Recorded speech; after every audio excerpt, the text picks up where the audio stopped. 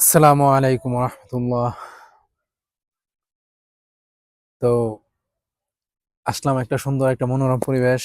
প্রথমত আপনাদেরকে মনোরম পরিবেশটা একটু দেখাবো, তারপরে একটু কথা বলবো আর কি। এই দেশের কত সুন্দর পরিবেশ যে থাকে এখানে। এই যে দেখেন কত সুন্দর বাগান করে রাখছে, এবং পার্কের মধ্যে ফ্রি পার্ক, যেখানে কোনো পয়সা লাগে না, কিছু লাগে না। চতুর্দিকে খুব সুন্দর মনোরম একটা পরিবেশ আর কি। এত সুন্দর, এই যে যদি দেখায় প্রত্যেকটা ইয়া খুবই সুন্দর আর কি, দেখার মতো দৃশ্য। তো কাজের ফাঁকে তো আসা হয় না, কাজের ব্যস্ততায়। তো চিন্তা করলাম আজ একটু যাই। তো এখানে একটা ভিডিও বানানোর চিন্তাধারা করতেছিলাম, তো সেই সুবাদে আসলাম আর কি। তো সেই সুবাদে যেহেতু আসছি, সেই হিসাবে কথা বলি। যে দেখেন, বেশি তো কিছু বলা যায় না। আম, মূলত কথা বলতে আসছি আমাদের দেশে যে জাতিসংঘের যে ইয়া হইতেছে, মানবাধিকার সংস্থা যাকে বলে, বা ইংলিশে হিউম্যান রাইটস অফিস, হিউম্যান রাইটসের যে অফিস হইতেছে জাতিসংঘের পক্ষ থেকে। তো আসলে দেখেন, হিউম্যান রাইটস নাম দিছে শুধু, দেখতে তো খুব সুন্দর না নামটা, খুবই সুন্দর বোঝাই দিচ্ছে আর কি। আপনি দেখেন, যখন দ্বিতীয় বিশ্বযুদ্ধের পরে জাতিসংঘ গঠন হয়েছে না, এর আগে ছিল, কিন্তু 1920 সালে এটা বিলুপ্তি ঘোষণা করা হয়েছে। পরে আবার আহ দ্বিতীয় বিশ্বযুদ্ধের পরে 1945-এর দিকে আবার গঠন হয়েছে। এর মধ্যে 5টা দেশ হলো মূল। দেখেন, ওদের মূল ইয়া কি ছিল? মানুষের অধিকার প্রতিষ্ঠা করা, যুদ্ধ না হওয়া, ইয়া না হওয়া। কিন্তু দেখেন, এরা যুদ্ধ কিভাবে বন্ধ করে? আপনি দেখেন, 5টা দেশ এটার মধ্যে মূল দ্বিতীয় বিশ্বযুদ্ধের সময় যারা আহ বিজয়ী হয়েছিল আর কি: চীন, রাশিয়া, আমেরিকা, ইংল্যান্ড, ফ্রান্স। আর এরা হইল মূল সদস্য ওইখানকার। আপনি বর্তমানে বোধহয় 193টা দেশ জাতিসংঘের সদস্যভুক্ত আছে। তো আপনি যদি দেখেন, বিগত 80 বছরে জাতিসংঘ কি করছে, 80 বছরে জাতিসংঘ করছে, আমি যতটুকু মনে করি আর কি, এটা করার মূল উদ্দেশ্য হয়েছে মুসলিম নিধন। আপনি দেখতে পারেন যে মুসলিম নিধন কিভাবে, দুইটা জিনিস হতে পারে: একটা হলো মুসলিম নিধন, আর একটা হলো যে কোন ছোটখাটো দেশকে সামনে আগাইতে যেন না দেওয়া হয়, এদের আন্ডারভুক্ত, এদের কক্ষিগত করে রাখা। এটাই এদের মূল উদ্দেশ্য। যেমন দেখেন আপনি, দ্বিতীয় বিশ্বযুদ্ধের পরে কি হয়েছে, ইরাকে হামলা হয়েছে। কি ইয়া দিয়া, অজুহাত দিয়া, অজুহাত ছিল ইরাকের মধ্যে এমন কোন অস্ত্র আছে, মরণঘাতী অস্ত্র আছে। মরণঘাতী অস্ত্র ধরে নিলাম আহ, আছে, কিন্তু পরবর্তীতে পাই নাই, কিছুই এটার প্রমাণ দিতে পারে নাই। আচ্ছা, ধরলাম ওরা পারমাণবিক বানাইতেছে, ইরাক বানাইলে দোষ। যখন রাশিয়ার হাতে 5,000 আছে, আমেরিকার হাতে 5,000 আছে, কোনো সমস্যা নাই। আপনি চীনের হাতে থাকলে সমস্যা নাই, আপনি ইসরায়েলের হাতে থাকলে সমস্যা নাই। তো ওরা বানাইলে, এই মুসলিম দেশগুলো বানাইলে সমস্যা। আচ্ছা, আপনি আরেকটা জিনিস দেখতে পারেন। বিষয় এমন যে, যদি আপনি ধরেন আহ, একটা জাতিসংঘে একটা প্রস্তাব রাখা হইলো, তো 193 দেশের মধ্যে ধরেন 192টা দেশ এক কথা বললো। একটা দেশ, যে কোনো, ওই যে 5টা দেশের কথা বললাম না, 5টা দেশের মধ্যে যে কোনো একটা দেশ ভেটো দিল। এই একটা দেশ ভেটো দেওয়ার কারণে হইলো কি, আপনার 292 দেশের মূল্য কোনো কিছু নাই, ওটা কোনো ভ্যালু নাই, ওটা বাদ। তাইলে এখানে কিসের সাম্য, আবার কিসের অধিকার, কিসের কি? আপনি দেখেন, বিগত 80 বছর যাবৎ ফিলিস্তিনে এই যে ইসরায়েলের বর্বর হামলা চলতেছে, বিগত 80 বছর। হয়তো আমরা এখন দেখতেছি একটু বেশি হইতেছে, কিন্তু বিগত 80 বছর যাবৎ এরা এই নির্যাতনের শিকার হইতেছে অবৈধভাবে। এক তো অবৈধভাবে এদের দেশ, ইসরায়েল নিজেই অবৈধ, এবং অবৈধভাবে আরো যা আছে ফিলিস্তিনের যতটুকু ছিল ততটুকু আরো দখল করে নিছে। তো যারা মানব অধিকার আজকে ইয়া করতেছে, তারা কি করছে 80 বছরের মধ্যে? যদি আপনি দেখেন যে ওরা কিছু করতে পারছে, তাহলে না একটা কথা ছিল। এখন দেখেন কি একটা অবস্থা ফিলিস্তিনের মধ্যে। খাবার নাই, খাবার নাই যাদের, তাদের মুখে খাবার তুলে দিতে পারার যোগ্যতা যাদের নাই, শুধু কি একটা নিন্দা প্রস্তাব। হ্যাঁ, আবার কখন জানেন ওরা সক্রিয় হইতে পারে? ওরা সক্রিয় হবে যখন আপনি আমার কালচার ধরেন, আমার কালচারের মধ্যে কি, আমার দেশ বাংলাদেশের মধ্যে মুসলিম দেশ, আমরা মুসলিম কান্ট্রি, আমাদের মধ্যে যখন এলজিবিটি, যেমন আমরা যেগুলারে আপনার সমকামিতা বলি, ইয়া বলি, ওরা যখন ইয়া করতে চাইবে, আমরা যখন এটা বাধা দিব না, আমাদের কাছে এটা নাই, তখন এদের আসবে মানব অধিকার। আপনি বুঝেন, মানে ওদের যত নিকৃষ্ট জিনিসগুলা আমাদের মধ্যে পুশ করা রইলো মানব অধিকার হতে হবে। কিন্তু তখন ও আর কোনো ইয়া থাকবে না।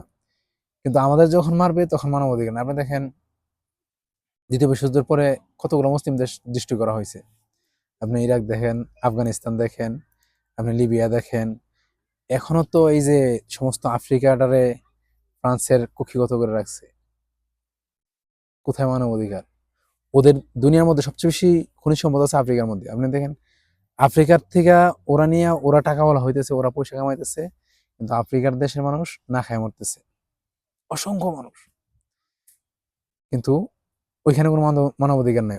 ওরা মানুষ না। যেমন আহ, আমেরিকার এক লেখকের বাসায় আছে, ওরা যখন আমাদেরকে মারবে তখন আমাদেরকে শিক্ষা দেওয়ার জন্য মারবে। ওরা টিচার, আমরা হইলো শিক্ষক, ছাত্র। মানে আমরা হইলো অসভ্য জাতি, আমরা হইলো বর্বর জাতি, আমাদেরকে এরা শিক্ষা দেওয়ার জন্য আমাদের উপর জুলুম করা কোনো ইয়া না, এটা বৈধ। আর এই যে মানবাধিকার সংস্থা বলছেন না, এটা হইলো ওরা যখন আমাদেরকে মারবে এটাকে বৈধতা দেওয়ার জন্য এরা তৈরি হয়েছে। জাতিসংঘ বলেন, মানবাধিকার সংঘ বলেন, এটাই এদের কাজ। এদের আর কোনো কাজ নেই। মানে এদের কাজ হইলো আপনি মুসলমানদেরকে মারো, মারার পরে এটার বৈধতা দাও যে কোনো ভাবে, পরে দেখাবে আমরা সাহায্য পাঠাই দিছি, পাঠাই দিছি। আচ্ছা, আমারটা নিয়ে আমার সাহায্য দিতেছে, আমারটা নিয়ে ওরা আমার সাহায্য দেয়। আর দ্বিতীয় বিশ্বযুদ্ধের পরে দেখেন আমাদের যে খেলাফত ছিল তুর্কি আন্ডারে, ওইটার দৃষ্টি কইরা যেই মিডল ইস্টের মধ্যে যারা আছে, যে করে শাসক আছে নামমাত্র মুসলিম আর কি, ওদেরকে এরা গোলাম বানায় রাখছে।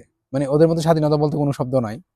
স্বাধীন কি জিনিস ওরা জানা, ওরা শুধু আপনি দেখেন না, এই যে চিড়িয়াখানার মধ্যে আপনার আহ বাঘেরাও কিন্তু আপনার আটকায় রেখা আপনার খাবার দিতেছে, ভালো ভালো খাবার দিতেছে, ইয়ে করতেছে, যত্ন করতেছে অনেক। এখানেও দেখছি আমি, খুব আপ্যায়ন করতেছে। ওরা ভাবতেছে এটাই সবকিছু, কিন্তু এটা যে গোলাম, ওরা যে গোলাম ওরা জানে না। আর ওরা জানলেও ওরা গোলামি থাকতে চায় আর কি। আর যারা স্বাধীন হইতে যাবে তাদের উপরেই আসবে। আপনি দেখেন সমস্ত এশিয়ার মধ্যে যদি আপনি হিসাব করেন মুসলমানদের মধ্যে, তো বাংলাদেশ একটা দেশ যেখানে আলেমদের খুব আল্লাহ অবস্থান ভালো দিছে, এবং তাদের একটা, হ্যাঁ তারা অত্যাচারী হইতেছে, নির্যাতিত হইতেছে, কিন্তু তারপরও তাদের একটা দাপট আছে, আল্লাহ দিয়ে রাখছে। আর এদের মূল টার্গেট হইলো এই জায়গাটাই। যদি এখানে যদি এই যে আমাদের আলেমদের যে একটা শক্তি আছে, এই শক্তিটা ধ্বংস করে এদের মূল টার্গেট। আর এই টার্গেট থেকেই এরা বাংলাদেশের মধ্যে এই মানবাধিকার সংগঠনের অফিস বসাইতে চাইতেছে। যদি এটা বসাইতে পারে তাইলে হবে কি, এই যে দেখেন আপনি বিগত 16 বছর শেখ হাসিনার সময় আলেমদেরকে যত জেল জুলুম করছে, কি হয়েছে? মানবাধিকার কথা বলছে? কথা বলছে না, বলবেও না। শাপলা চত্বরে শত শত মানুষ মারলো, মানবাধিকার কথা বলছে? কথা বলবে না। আপনি দেখেন এরা কখন কথা বলবে জানেন? যখন আপনার ক্ষমতা আসবে তখন এরা কথা বলবে। তখন বলবে এই এটারই ইয়াদো ওইটারই ইয়াদো। যেমন ধরেন একটা উদাহরণস্বরূপ বলি, ধরেন একজন সন্ত্রাসী আইলো, একটা বড় একটা পিস্তল নিয়ে আইলো বা একটা AK-47 নিয়ে আসলো, আইসা ভেতরক আপনার 100 মানুষ মেরে ফেললো। একশো মানুষ মারার পরে যখন আপনি বলবেন এরে পুলিশ আটকে যখন ফাঁসি দিতে যাবেন, তখন বলবে না, এর তো ফাঁসি দেওয়া যাবে না, ফাঁসি দেওয়া তো মানব অধিকারের লঙ্ঘন। ও যে 100 লোক মারে ফেলছে, ওটা কোনো সমস্যা না, ওটা মারতে পারবে। কিন্তু এই যে আপনি ওরে ফাঁসি দিতে যাবেন, ওইটা মানব অধিকার লঙ্ঘন। ওইটা হইলো ওদের দ্বারা ওরা ওদের যত নিকৃষ্ট কালচার গুলো আছে, ওটা আমার মধ্যে চাপাই দেওয়া হইলো মানব অধিকার লঙ্ঘন। যেমন ধরেন কথা কথা, ওদের এখানে সবাই অলঙ্গ হয়ে চলে, এক প্রকার অলঙ্গে বলতে পারি আমি, যেহেতু আমি আলেম না, কিন্তু ইসলামিক লেবাস আল্লাহ তো দিচ্ছে আলহামদুলিল্লাহ। ওই প্রেক্ষিতে বলতে পারে কি, আমাদের হিসাব মতে, আমাদের কালচারের হিসাব মতে ওরা উলঙ্গ অবস্থায় চলে। এই যে এদের উলঙ্গপনা, বেহায়াপনা, ওইটা আমাদের মধ্যে পুশ করা হইলো এদের মূল উদ্দেশ্য। তো তখন কি আসবে? নারী অধিকার, যা আমাদের দেশে নারীদেরকে অধিকার দেওয়া হয় না। এই দেখেন আজকে নারী অধিকার বলে কি হয়েছে, মেয়েরা ধ্বংস হইতেছে, জায়গায় জায়গায় নির্যাতন হইতেছে, জায়গায় জায়গায় হইতেছে, মাত্র নামে মাত্র। অথচ এখানে যে পরিমাণ মেয়েদেরকে অত্যাচার নির্যাতন করা হয়, দুনিয়াতে আর কোথাও হয় না, আর দুনিয়াতে কোথাও হয় না। এরা নামে মাত্র আর কি, এটা হলো ধোঁকা, আর কিছু না। কারণ আমেরিকাতে তো আমি আছি, আমি এটা দেখতেছি আর কি স্পষ্ট ভাষায়, যে এটা যে কত ধোঁকা। দেখেন আমি দেশে আমেরিকাতে আসার আগে আমার কিন্তু দাড়ি ছিল না, আমার পাঞ্জাবি পরা ছিল না, আমার প্যান্ট শাড়ি ছিল। এখানে আইসা কিছু কিছু জিনিস মিলাইছি আর কি, যতটুকু আল্লাহ পড়ার যোগ্যতা দিয়েছিল, ক্ষমতা দিয়েছিল, আল্লাহ পড়ছি। ওই যে কিছু কিছু হাদিস কোরআনের সাথে মিলাইছি। যেমন একটা হাদিসে আছে না, যে শেষ জামানায় আইসা এমন একটা সময় আসবে যে ইমান ধরে রাখা এত কষ্টকর হবে যে জ্বলন্ত আংরা হাতের মধ্যে ধরে রাখা তার চেয়ে বেশি কষ্ট, সহজসাধ্য হবে। তাই এখানে সেম অবস্থাতে আছে আর কি। মানে নিকৃষ্টতম, নিকৃষ্ট এমন হয়েছে যে এর চেয়ে নিকৃষ্ট আর হইতে পারে না আর কি। এর চেয়ে নিকৃষ্ট হওয়ার আর কোনো অবস্থা নাই। অনেক কিছু আছে যেগুলা এইসব বলা মুশকিল আর কি, যায় না। তো কি বলবো, এই যে মানব অধিকার যদি আসে না, তখন এমন হবে যে এই যে কিছুদিন আগে নারী কমিটির, কি বলেন, নারী সংস্কার কমিটি, যেটা মানে বেশ্যাদেরকে, আমি বাসাটা ওইদিকে বলতে চাই, বলার উচিত না, তবুও বলতেছি, যারা দেহ ব্যবসা করে খায়, আমরা যাদেরকে ব্যবসা বলতাম, তাদেরকে কর্মী হিসেবে, এই যে তাদের কর্মী হিসেবে স্বীকৃতি দেওয়া, বুঝতে পারেন? অথচ আপনি গিয়া এই যে অনেকগুলো ভিডিও দেখছি, যারা ওদের কাছে জিজ্ঞাসা করে যে যারা দেহ ব্যবসা করে খায়, যে তারা এটা বলতেছে না, তারা এটাতে চায় না, কিন্তু তাদেরকে কোনো এটা থেকে বের করে আইন না ভালো কোনো কিছু করার মতো ব্যবস্থা করে দিবে, ওইটা করবে না। অথচ যারা এগুলো করতেছে তাদের দেখবেন ছেলে মেয়েরা আমেরিকাতে আছে, ইউরোপে আছে, ওইখানে নিয়ে ভালো ভালো শিক্ষিত বানাইতেছে, উচ্চ শিক্ষিত করতেছে, কিন্তু ওদেরকে ওই সুযোগটা দেবে না। বরং এই যে আপনার আমার গরিব অসহায় যে মেয়েরা, যারা বাধ্য হয়ে এইগুলা যাইতেছে, তাদেরকে আরো খোলা আম করে দিতেছে। কেমন? ধরেন আজকে যদি একটা, এই যে এরা একটা আইন চাইতেছে, এই আইনটা যদি হয়, তখন কি হবে? আপনার আমার মেয়ে ঘরের মধ্যে একটা ছেলে নিয়ে আসবে, আপনি কিছু বলতে পারবেন না, ভাই বোনকে কিছু বলতে পারবে না, বড় ভাই হইলেও কিছু বলতে পারবে না, বাপ হইলেও কিছু বলতে পারবে না। আর তখন যদি আপনি কথা বলেন, তখন এই যে তথাকথিত হিউম্যান রাইটস বা মানব অধিকার সংগঠন, তারা ফুঁসে উঠবে, হ্যাঁ এটা তো ওর অধিকার, এটা তো তুমি করতে পারো না, এটা তো ওর উপরে জুলুম করা হইতেছে। তখন জুলুম আসবে।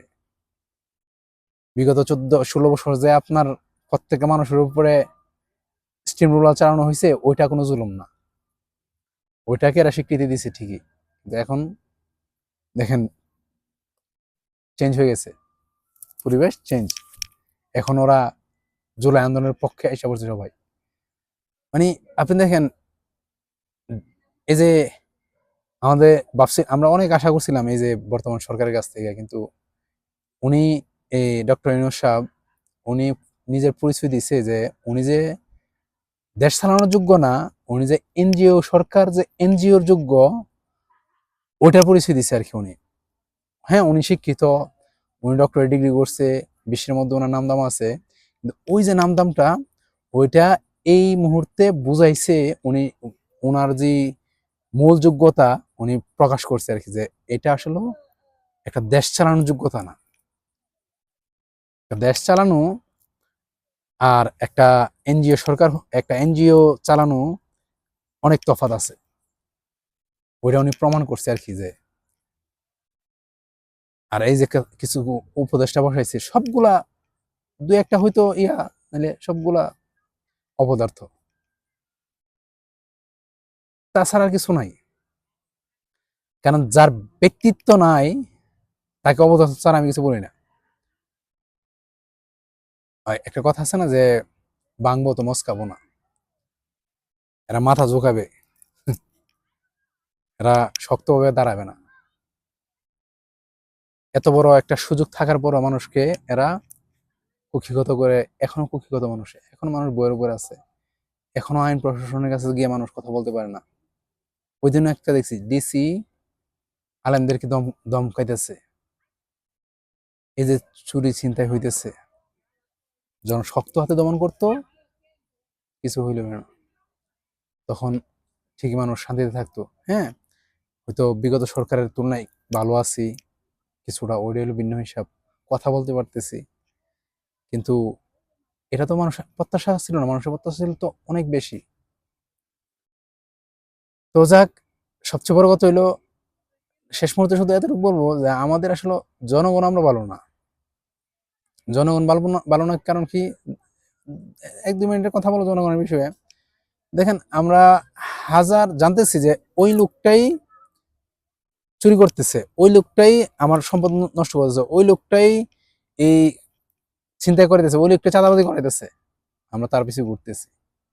হয়তো ধরেন আমাকে 100 টাকা দিছে, বা আরেকজনকে 50 টাকা দিছে, আরেকজনকে মুখে দুইটা ডাক দিছে। এই যে ওই দিনে একজনের দেখলাম, আমি ধরেন নাম বলবো না, হয়তো আপনারা অনেকে দেখছেন, যে বলতেছে একদিন তোমরা জনগণের পাও দোয়াইবা, পাও ধরবা, তাতে কিছু হবে না, 5 বছর ওরা আমাদের পাও দোয়াইবো, আমাদের পাও ধরবো। চিন্তা করতে পারেন ওদের মানে চিন্তাধারা কত নিকৃষ্ট হইলে এমন বলতে পারে একজন এমপি পদপ্রার্থী। আপনি চিন্তা করেন। তো এখন চিন্তা করেন যে কাকে কি করবেন, আপনারা কি করবেন, জনগণ কি করবেন, শুধু এতটুকু বলবো। আর বেশি কিছু তো বলার নাই, শুধু জনগণকে বলবো সঠিক মানুষটাকে আঁকড়ায় ধরেন, যারা আপনার জন্য খাটবে, যারা যাদের জন্য ধরেন এমন একজনকে আপনারা সিলেক্ট করেন যারা 5 বছর আপনার পিছনে করবে, আর বাকি যে 2 মাস থাকবে নির্বাচনের আগে, যে 2 মাস, এই 2 মাস আপনারা তার জন্য খাটেন। এমন একজনকে সিলেক্ট করেন যেন 5 বছর সে আপনার জন্য খাটতে পারে, এবং 2 মাস আপনারা আপনাদের অর্থ খরচ করে তাদের পিছিয়ে যান, বলেন যে না আমরা আপনাকে পাস করামু, আমরা আপনাকে ভোট দিমু, আপনারা 5 বছর, আপনি 5 বছর আমাদেরকে আমাদের দায়িত্ব নিবেন, আমাদেরকে আমাদের হক বুঝাই দিবেন। কিভাবে দিবেন এটা আপনি বুঝবেন, আমরা আপনাকে দায়িত্ব দিয়ে দিব। আর যদি মনে করেন না 2 মাস ওরা আমার পিছে, যারা পিছে আইসা ঘুরবে, আমি তাদেরকে ভোট দিব 10টা টাকা, 100 টাকা, 1000 টাকা, 200 টাকা, 500 টাকার জন্য, মনে রাখবেন বাকি 5 বছর আপনার কপালে ভোগান্তি আছে।